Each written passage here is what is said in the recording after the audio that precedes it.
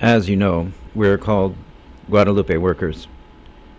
And the reference to Guadalupe, is it from some sentimental attachment to an image with which, from our youth we've all been familiar? No, to the contrary, this image to us represents the very answer to all that threatens the fragile, the innocent, the weak. Why? Well, I will explain. We live in an age which deifies power, which agrees with certain modern philosophers that it is up to us to create who and what we are. In popular terms, we are told that we have to make something of ourselves, meaning what?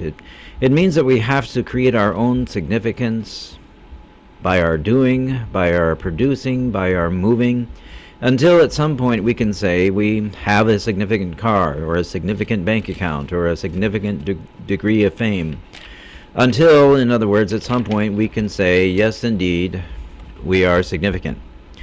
The unborn, the poor, and the aged, however, have no capacity to prove themselves. Eventually, then, in one way or another, they are destroyed by our relentless society, the society where doers get more done. Now let's recall a few basic points of our knowledge of the Aztecs. They too believed in movement, in power, a believed image for them in the form of the sun god, Huitzilopochtli. The Aztec calendar ran on 52-day cycles, and in order to keep the cycles in motion, in order to prevent the cosmos from crashing into disarray, the great sun, that burning engine, had to be fed. Fed with what? Well, you probably know the answer very well. The great sun, that burning engine, had to be fed with blood, because blood was life, blood was energy. And so they took their victims to the top of the temple, and there poured out their blood in order to feed the engines of time and nature. While the Spanish conquistador Cortez admired Aztec ingenuity, he had a rightful disdain for Aztec religion. However, after he had demolished the Aztec temple and begun construction of the Metropolitan Cathedral, Aztec conversions to Christianity were slow and difficult, until the tilma. Now we all know the story. Juan Diego, one of the few native converts, was asked by the Blessed Mother to build a church on Tepeyac Hill in her honor.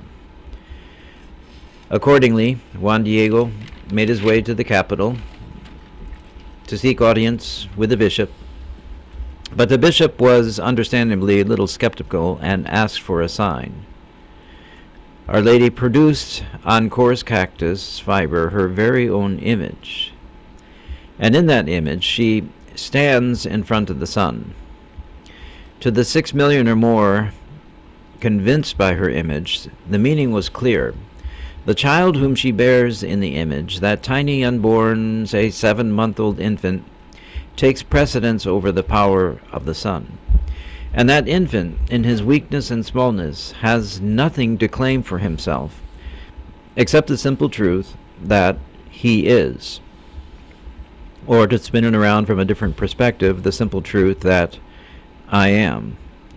In other words, first and foremost, he is being.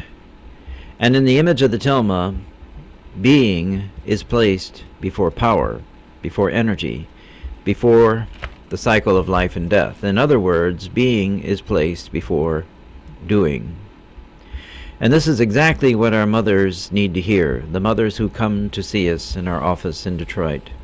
This is exactly what they need to understand. Our poor mothers, who because they are poor and socially, politically insignificant, believe that they are nothing.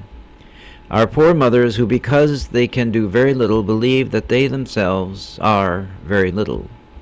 And believing they themselves are very little, their children, so they think, are even less.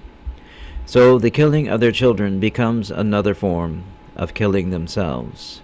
And the killing of their children becomes another form of making appeasement to the demands of motion, the demands of time, the demands of the economy. Our first message to our mothers is, you are valuable for what you are. You are not a machine to be socially manipulated and chemically regulated. The man who loves you should love all of you. The man who loves you should love your past, your present, your future.